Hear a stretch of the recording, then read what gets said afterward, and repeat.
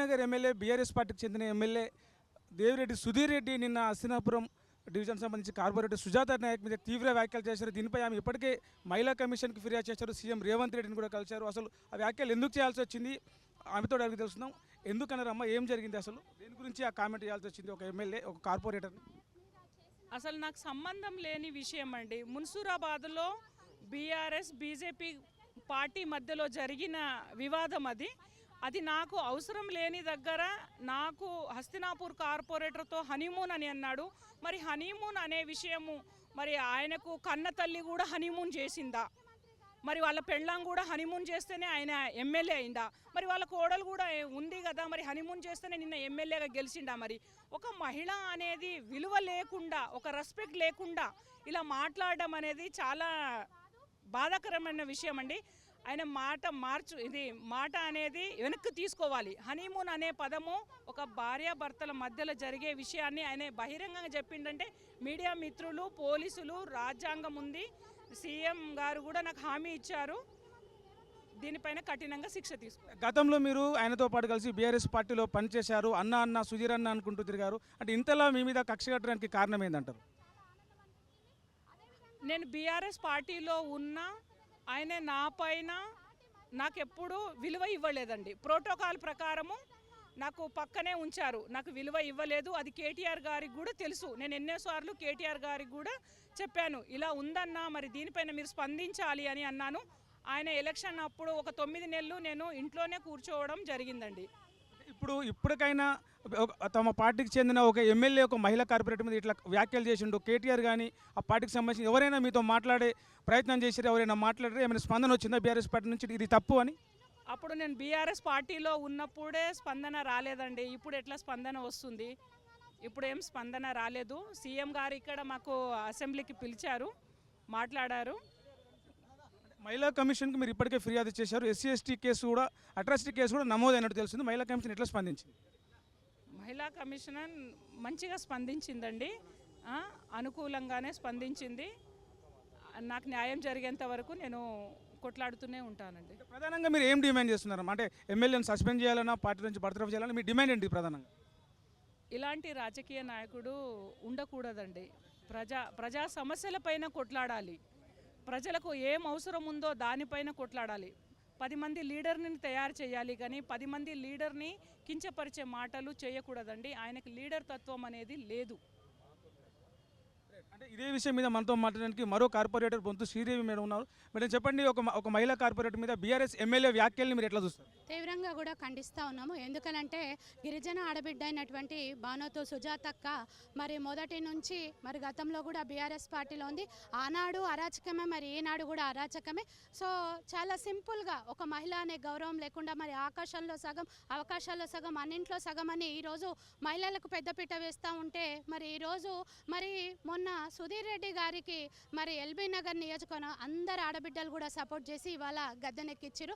మరి వారు ఒక గిరిజన ఆడబిడ్డని ఇంత అవమానపరుస్తుంటే మరి ఆ ఆడబిడ్డలందరికీ కూడా సిగ్గుచేట అనిపిస్తూ ఉంది. సో ఖచ్చితంగా మరి ఈరోజు నేరెళ్ల శారదక్కను కూడా కలిసినాము, మహిళా కమిషనర్ గారి, వారు కూడా స్పందిస్తూ ఖచ్చితంగా కఠినమైన శిక్ష విధిస్తామని తెలియజేస్తారు. అక్కడి నుంచి అసెంబ్లీకి వచ్చి మరి రేవంత్ అన్న గారిని, ముఖ్యమంత్రి గౌరవనీయులు పెద్దల్ని కలవడం జరిగింది.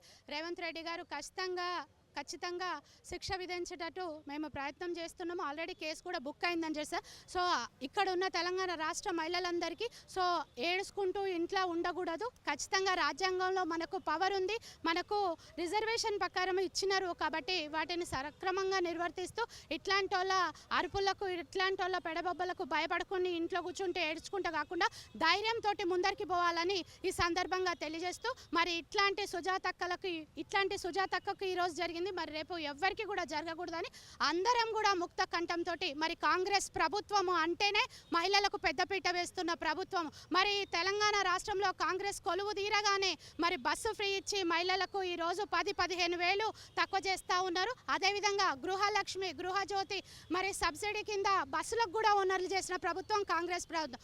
మరి మహిళలను మహారాణులు చేయాలి, మహిళలను ఆర్థికంగా ఎదగనియాలని ఎంతో సపోర్ట్ చేస్తున్న రేవంత్ అన్న గారికి మరి ఈరోజు ఇట్లాంటి సంఘటనలు పునరావృతం కాకుండా చట్టపరమైన కఠినమైన శిక్షలు విధించాలని తెలియజేస్తూ జై తెలంగాణ, జై కాంగ్రెస్. వనస్థలిపురం కార్పొరేటర్ మనతో ఉన్నారు. అన్న అడిగి తెలుసుకుందాం. అన్న, అసలు ఏం జరిగింది నిన్న జరిగిన ఘటనలో? మీరు మొదటి నుంచి ఉన్నారు కదా, అక్కడ ఏం జరిగింది? ఎందుకు బీఆర్ఎస్ ఎమ్మెల్యే సుధీర్ రెడ్డి అలాంటి వ్యాఖ్యలు చేయాల్సి వచ్చింది? సుధీర్ రెడ్డి గారికి టీఆర్ఎస్ గవర్నమెంట్లో ఉన్నప్పుడు ఒక ఇనాగ్రేషన్ వాళ్ళ పార్టీ మేయర్ రావడం ఇష్టం ఉండదు, ఒక మంత్రి గారు రావడం ఇష్టం ఉండదు. తను సొంతంగా తనే టెంకాయలు కొట్టుకోవాలి, తనే ఉండాలనే ఉద్దేశం. కానీ ఇప్పుడు కాంగ్రెస్ పార్టీ అధికారంలోకి వచ్చిన తర్వాత ఏ పార్టీ కార్పొరేటర్ అయినా స్వచ్ఛందంగా నిధులు తెచ్చుకొని వాళ్ళనే ఇనాగ్రేషన్ చేసుకొని మంత్రి గారికి చెప్పి ఇనాగ్రేషన్ చేయమని కాంగ్రెస్ పార్టీ చెప్పింది. చెప్పిన తర్వాత గౌరవ ముఖ్యమంత్రి గారు కూడా ఏ కార్పొరేటర్ ఏ పార్టీ అని ఉండని కార్పొరేటర్ గౌరవం అని క్లియర్గా చెప్పారు. అవన్నీ తుంగల దొక్కి వీడు మొన్న ఇనాగ్రేషన్ చేస్తే ఒక కార్పొరేటర్ని విలవకపోతే నిన్న బీజేపీ కార్పొరేటర్ పోయి టెంకాయ కొడితే వాళ్ళిద్దరు కొట్టుకొచ్చి మా మహిళా సుజాత నాయక్ గారు కనీసం మాకు సంబంధం లేదు, మాకు ఎలాంటి అవసరము లేదు, అట్లాంటి మనిషిని ఒక మహిళా కార్పొరేటర్ని పట్టుకుని టీఆర్ఎస్లో ఉన్నప్పుడు కూడా సతాయిస్తే ఆమె పాప మదియాసి గౌడ్ గారు నిజంగా కూడా మీ అందరికీ మీడియా మిత్రులకు మీకు అందరికీ కూడా ఇన్ని సంవత్సరాలలో మదియాసి గౌడ్ గారు ఎప్పుడైనా మహిళల గురించి కానీ మాట్లాడేటప్పుడు ఎంత గౌరవప్రదంగా మాట్లాడతాడో మీకు అందరికీ కూడా తెలుసు. కానీ లేని మనిషి గురించి అమెరికా పోయిన మనిషి మీద అబండాలేసి నువ్వు బీజేపీ వాళ్ళు కొట్టుకొని వచ్చి కాంగ్రెస్ మీద నూకి నువ్వు ఆ ఒక మహిళను ఎక్కడైతే మనం హనీమూను అని వాడే పదం వాడాలంటే సభ్య సమాజమే సిగ్గు వహించుకు ఇద్దరు భార్యాభర్తల మధ్యనే ఆ పదం ఉపయోగిస్తారు. కానీ ఒక మహిళా కార్పొరేటర్ను ఒక ఎస్టీ మహిళా కార్పొరేటర్ను పట్టుకొని ఆ విధంగా ప్రవర్తించడం వారి విజ్ఞతకే వదిలేస్తున్నాం. నిన్న నుండి కనీసం మహిళా మనులకు మహిళా తల్లులకు, ఎందుకంటే గౌరవంగా మీ భార్య కూడా ఉమెన్ డేస్ పాల్గొంటున్నారు, మీ కోడలు పాల్గొంటున్నారు, మీ ఫ్యామిలీ పాల్గొంటున్నారు, ఎలక్షన్లో మీ ఫ్యామిలీ మొత్తం మహిళలందరూ పోయి మహిళా ఓట్లు అడుగుతున్నారు. కనీసం సభ్య సమాజానికి ఏం మెసేజ్ ఇస్తున్నాం అనే సోయి కూడా లేకుండా 3 సార్లు ఎమ్మెల్యే అయిన ప్రజాప్రతినిధి ఈ విధంగా ఉంటే రాబోయే రోజులు మీరు బీజేపీలో ఉంటే కొట్టుకురావండి, మాకేం సంబంధం? మా కార్పొరేటర్ ఇంట్లో ఉన్న కార్పొరేటర్ను మాట్లాడాల్సిన అవసరం లేదు. అమెరికా పోయిన మదియాస్కి గౌడ్ గారికి పోలీస్ స్టేషన్కు ఆయన ఫ్లైట్లోనే ఉండే నీ గురించి రాత్రిపూట తెలిసి కలబడి ఆయన ఫోన్ చేసి ఎమ్మెల్యే మన ఎవరిని పోలీసు వాళ్ళని పంపించిండా? ఆ మాత్రం అన్న సోయి ఉండాలి. ఎప్పుడు ఆయన టికెట్ ఉంటుందో చూసుకోండి. ఆయన ఫ్లైట్లో ఉన్నప్పుడు ఏమైనా ఫోన్లు కలుస్తాయా? ఎక్కడన్నా సమాజం వల్ల కొంచెం అన్న ఇప్పుడు మదియాస్కి గారు ఈ అభివృద్ధి కోసం ఓడిపోయినా సరే ఎల్బీ నగర్ ప్రజలు ఇబ్బంది పడితే నేను ముందుంటా, వారి కోసం నేను పనిచేస్తానని ముందుకొచ్చి మొన్న నువ్వు కొట్టిన టెంకాయే నీ టీఆర్ఎస్ గతంలో ఒకసారి శంకుస్థాపన చేసిన వాటిని మళ్ళీ మీరు కావాలని చేస్తున్నారని చెప్పేసి ఒక కామెంట్ చేస్తున్నారు. రోజు అడుగుతున్నాం, ఒక్కటే గుర్తుపెట్టుకోండి, జిహెచ్ఎంసీ ఫండ్స్ నీ అయ్యా జాగీర్ కాదు, ప్రజలు కట్టిన ట్యాక్సీ పైసలు. నువ్వు ఎవరు అంటున్నా ఈ కాంగ్రెస్ పార్టీలో నువ్వు ఉండిపోయినావు. ఈ కాంగ్రెస్ పార్టీ పరిస్థితి, ఈ కాంగ్రెస్ పార్టీ ఇన్ఛార్జి మంత్రితోనే టెంకాయ కొడతారని తెలియదా? ఆ మాత్రం కూడా సోయి లేదా నీకు? అంటే నీ పార్టీకి మేయర్ రావద్దు, నీ పార్టీ మంత్రి రావద్దు, అట్లనే కాంగ్రెస్ పార్టీలు కూడా ఎవరు రావద్దు. నేనే టెంకాయలు కొట్టుకోవాలి, నేనే బతకాలంటే కార్పొరేటర్ నువ్వు 73 లక్షలు నీ పేపర్ మీద నీ లెటర్ ప్యాడ్ మీద ఏమైనా శాంక్షన్ అయితే రిలీజ్ అయ్యి, ఏది చేయకుండా కార్పొరేటర్ను టెంకాయ కొట్టనియా? నువ్వు ఎట్లా గెలిచినావు, ఆయన ఎట్లా గెలిచిండు కదా. అందరికీ గౌరవం ఉంటుంది కదా.